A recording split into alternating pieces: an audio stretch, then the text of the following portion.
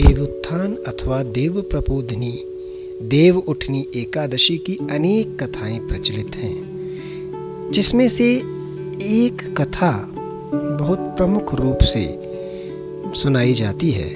वो है शंखासुर नामक राक्षस की कथा। शंखासुर ने तीनों लोकों में बहुत ही उत्पात मचाया हुआ था।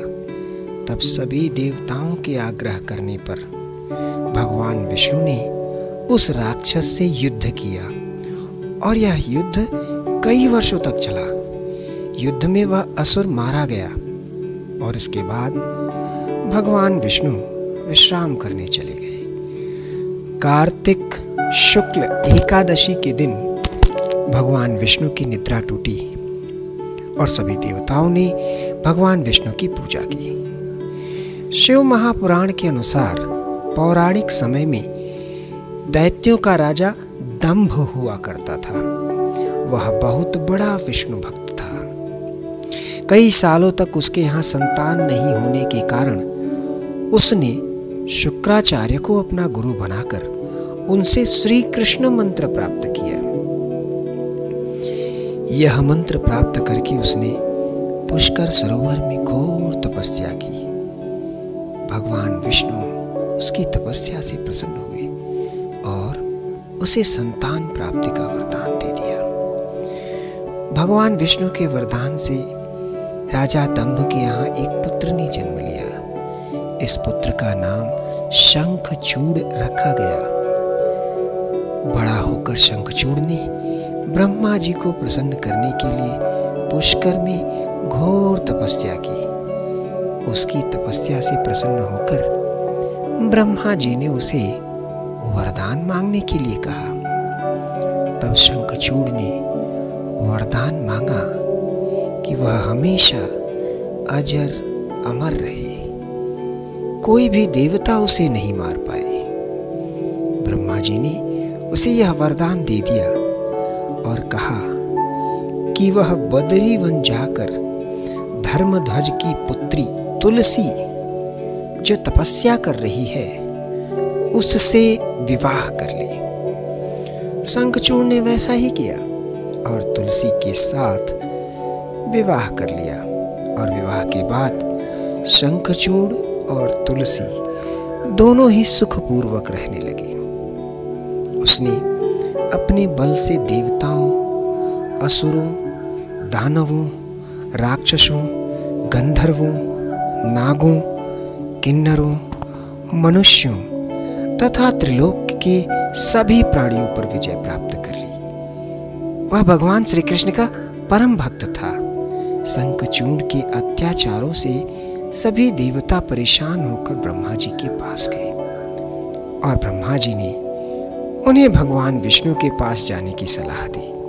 भगवान विष्णु ने कहा कि शंखचूड़ की मृत्यु भगवान शिव के त्रिशूल से ही होगी, अतः आप उनके पास जाएं। भगवान शिव ने चित्ररथ नामक गण को अपना दूत बनाकर शंखचूड़ के पास भेजा। चित्ररथ ने शंखचूड़ को समझाया कि वह देवताओं को उनका राज्य लौटा दे, परंतु शंखचूड़ ने मना कर दिया और कहा वह महेश्वर से युद्ध करना चाहता है। भगवान शिव को जब यह बात पता चली तो वे युद्ध के लिए अपनी सेना लेकर निकल पड़े। इस तरह देवता और दानवों में घमासान युद्ध हुआ, परंतु ब्रह्मा जी के वरदान के कारण शंखचूड़ को देवता नहीं हरा पाए। भगवान शिव ने शंखचूड़ का वध करने के लिए जैसे ही अपना त्रिशूल उठाया, तभी आकाशवाणी हुई कि जब तक शंखचूड़ के हाथ में श्री हरि का कवच है और इसकी पत्नी का सतीत्व अखंडित है, तब तक इसका वध असंभव है। आकाशवाणी सुनकर भगवान विष्णु वृद्ध ब्राह्मण का रूप धारण कर शंखचूड़ के पास गए और उससे श्री हरि कवच दान में मांग लिया। शंखचूड़ ने वह कवच बिना किसी संकोच के दान कर दिया। इसके बाद भगवान विष्णु शंखचूड़ का रूप बनाकर तुलसी के पास गए।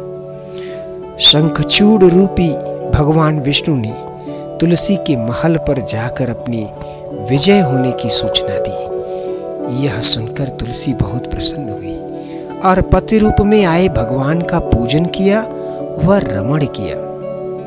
ऐसा करते ही तुलसी का सतीत्व खंडित हो गया और भगवान शिव ने युद्ध में अपने त्रिशूल से शंखचूड़ का वध कर दिया।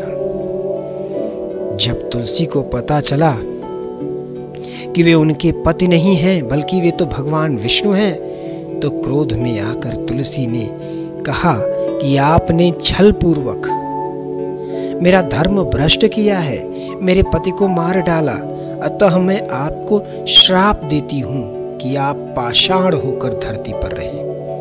तब भगवान विष्णु ने कहा, देवी, तुम मेरे लिए भारतवर्ष में रहकर बहुत दिनों तक तपस्या कर चुकी हो। तुम्हारा यह शरीर नदी रूप में बदलकर गंडकी नामक नदी के रूप में प्रसिद्ध होगा। तुम पुष्पों में श्रेष्ठ तुलसी का वृक्ष बन जाओगी और सदा मेरे साथ रहोगी।